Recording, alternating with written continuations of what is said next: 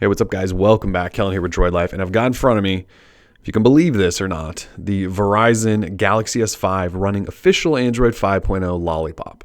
So Verizon started pushing the update this morning, much to our surprise, and it's now available for all. So if you want to load up your Galaxy S5 on Verizon with Lollipop, you can pull the update now. So all you have to do is jump into settings, scroll all the way to the bottom, system updates, and you should have the update available. I pulled this out of a box, hadn't touched it in months, threw in my Verizon SIM, and it immediately updated to Lollipop. So you can go get it now, which is crazy to think that they're, as far as I know, the first U.S. carrier to push Lollipop to the Galaxy S5, which is kind of crazy. Verizon's typically one of the slower, but they do surprise us every once in a while. With the Moto X last year, they got Lollipop really quickly, and now they're doing it semi-fast with the Galaxy S5, at least in terms of Samsung devices. So until you get the update, though, we wanted to give you a tour and show you sort of what's new, what we're looking at, Samsung's sort of take on material design and Lollipop with TouchWiz. So let's start first on the lock screen. So lock screen, you do have your phone shortcut, your camera shortcut. So you can jump into either of those straight from the lock screen.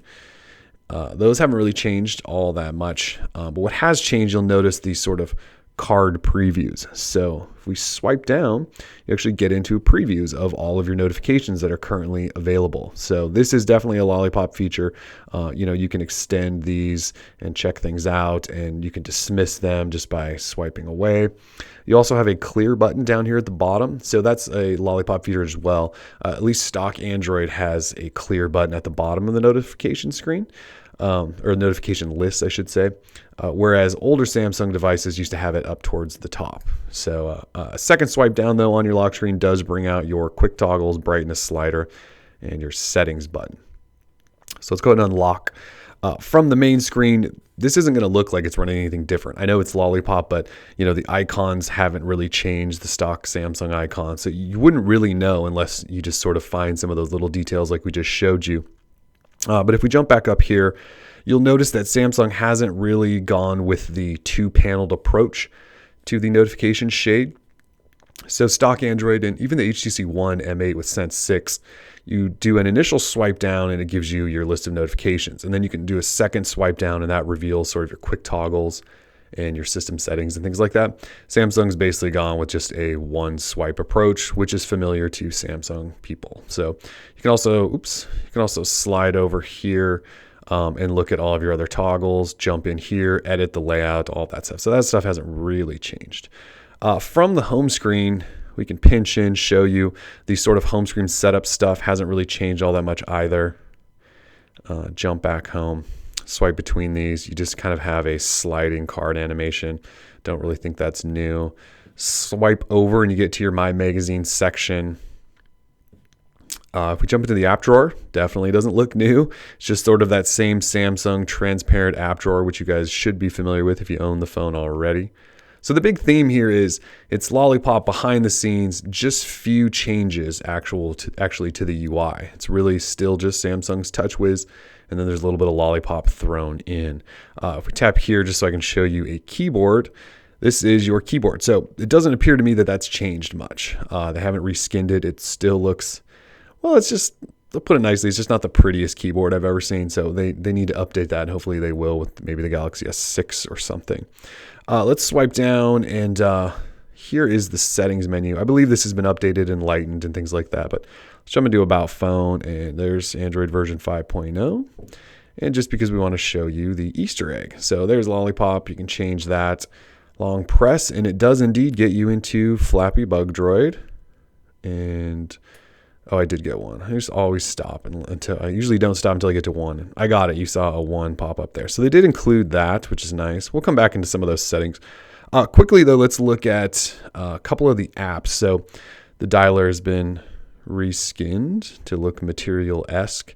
Same with the contacts. You have your contacts, and you do have the little plus button down there, that sort of action button, whatever Google's calling it. Another quick look at the camera. It doesn't look to have changed all that much. Maybe the buttons are rounder and flatter. It's tough to tell there. There's really not much going on. Jump into the calculator. There is your new calculator. Here's the new gallery. So the gallery has changed some. at least, sorry, go back in there. You can see you can swipe out and get to albums. It's got the hamburger menu, and it's sort of been reskinned like Lollipop. Jump back in. The clock. So the new clock, sort of a mix of new and old. Like, look at that dial number pad, not good. But the rest of it looks nice. And I believe if you touch this stuff, yeah, you'll see the rippling of the buttons. So we do have some of that going on. What else do we have down here? Flip through. Their memo app's definitely been updated. There's your plus button to get a new memo going. And then it pops up with that old keyboard. Let's see, the music app. Music app, you definitely get the ripples in between. So that's been updated as well. Here's your My Files app. I don't really have any files on here to show you, but that's the start page there. What else? Here's S Voice. This looks refreshed to me. At least the button looks newer. Nope, S Voice, don't talk to me. And that's pretty much it in terms of skinned apps. So you got some new skinned apps, newly themed, that look a lot better, look fresher, nicer than they have in the past. But again, icons and the way the home screen set up and works hasn't really changed. Your notification area hasn't really changed all that much. If we dive into some other things though, advanced calling's on here because it's the Verizon version and that's their VoLTE. So it does appear to be working with Lollipop, which is always a good sign. If you jump into sound and notifications and scroll to the bottom, this is where your notification settings are, where you can control which apps have notifications, things like that. So that's a Lollipop feature that carried over. Display. So if we go to brightness, they are still using automatic brightness instead of I believe it's adaptive brightness that Google's starting to take on. Although there is an adaptive screen mode, which I believe has been there for a while. Wallpaper, lock screen. So lock screen, one of the new features with Lollipop is Smart Lock, which is basically trusted Bluetooth device connectivity. So you can have a secure lock screen, but still bypass it if you have a Bluetooth device connected. I haven't been able to find that anywhere on the device. So Samsung may have left that out. I changed it to a secure screen lock and didn't find anything that was a smart lock. So they might have left that out, which is too bad. Multi-window. I guess they didn't show you multi-window. I believe I have it on there. It is. Oops. A little laggy.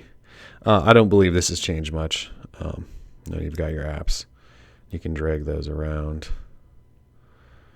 And that is the new look of multi-window. So looks a little bit different. Because I don't think I showed you this. So the recent apps has definitely been skinned to the new wheel. So if you run a Galaxy S or Note 4, you're sort of used to this. Samsung sort of skinned this up with the Note 4. It's definitely been polished up. It's smoother and faster on the Galaxy S5 with TouchWiz. And I can say that because I just came from a Note 4 I've been using for the last couple of weeks. So that's there. There's also a Task Manager shortcut and a Close All. There is no Google search built into the top or anywhere though, which is a little unfortunate. Oh, actually, I do one in there for a reason. So back in settings, you still have toolbox and one-handed operation, your storage and your battery. This really hasn't changed all that much.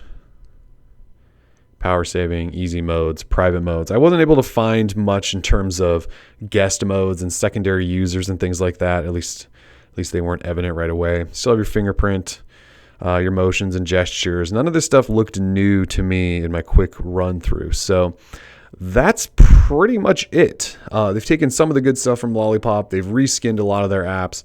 I don't know about performance yet. I've only been using it for an hour or so.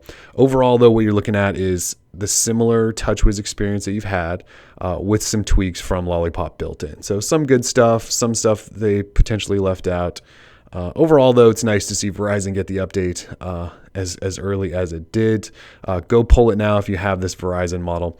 The rest of you just might have to wait a little bit, but hopefully this gave you a little bit of preview of what to expect. If you have comments, questions, need us to check anything else out, we can certainly do that. Otherwise, we are Droid Life. Peace.